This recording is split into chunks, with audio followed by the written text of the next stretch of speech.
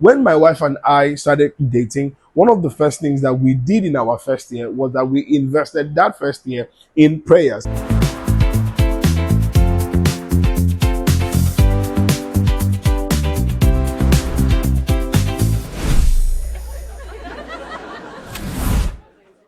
Hello, guys. So today we'll be talking about building foundations and family altars for our families. Many times, as intending couples, we spend time talking about many things and we forget to talk about the most important things. You see, the foundation of a building is what determines the longevity and the shape of that building. Just like the family, the foundation of your family determines the longevity and the shape of your family. When we are cutting, what are the things we should talk about? It is important at this time for us to pay attention to what are our family histories, what are the patterns that we have noticed in our different families. Ask questions, ask things that you need to know, because it is in knowing these things that you are able to deal with these things and you're able to build new foundations that will enable your family to thrive. So while we are cutting, find out what are the existing patterns in your partner's family. In the lady's family, what are the existing patterns? In the guy's family, what are the existing patterns? The knowledge of these patterns is what will make your prayer enterprise very fruitful and productive, because once you've identified these patterns, the next thing you need to do is to take it up to God in prayer. Because when you know the patterns, you now know what you're likely to face and how best, right?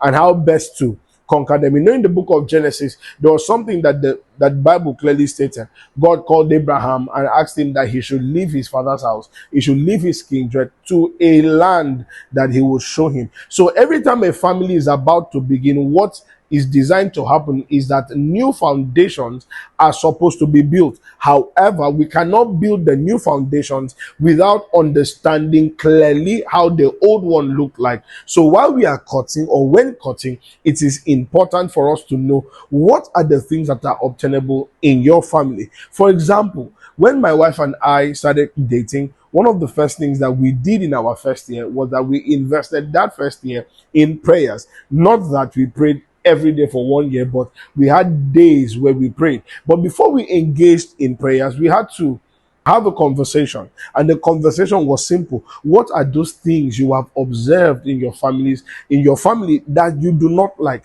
and things that you've also observed that have existed in the lives of other people? When you begin to identify these things, which should be done during the cutting period, the next thing to do is that you begin to identify those characters, identify those patterns, and then take it up to God in prayer. It is in the place of prayer that you'll be able to uninstall, all right? You uninstall some of these patterns, you identify some of these negative patterns, and then you begin to pray against it. And it is also in the place of prayer where God, by his mercy, will give you wisdom on how to conquer some of these patterns. So like I said, when we were cutting, we had to identify what some of these patterns were in our individual families, and we knew how to combat it. So entering into marriage now, it was not difficult for us, because number one, we understood that our family was beginning a fresh family and required a fresh foundation.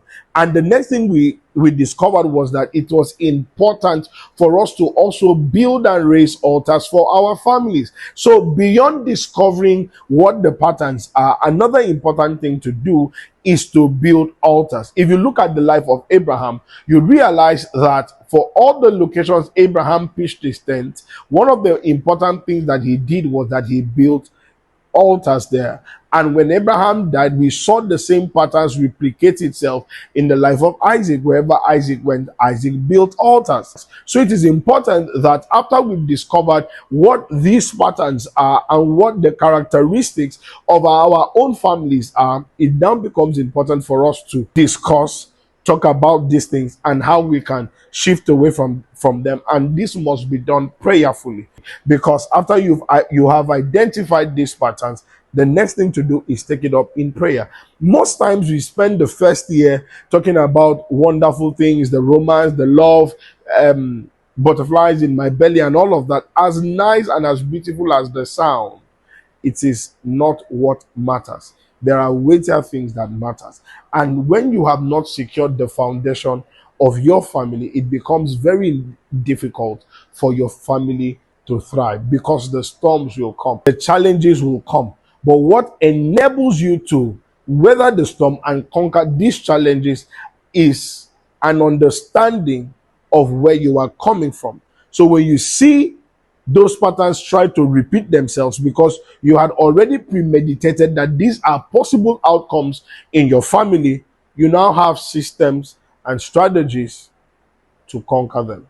So no matter what you do, as you're enjoying your first year of courtship, as you're enjoying finding the perfect person for you, as you're enjoying the loving relationship, do not forget to build your foundations. Do not forget to lay appropriate altars, because these are the factors that will help your families to thrive longer. So, beyond love, beyond gifts, beyond acts of service, beyond everything that sounds good, it is important to lay emphasis on your foundation and raising altars for your home.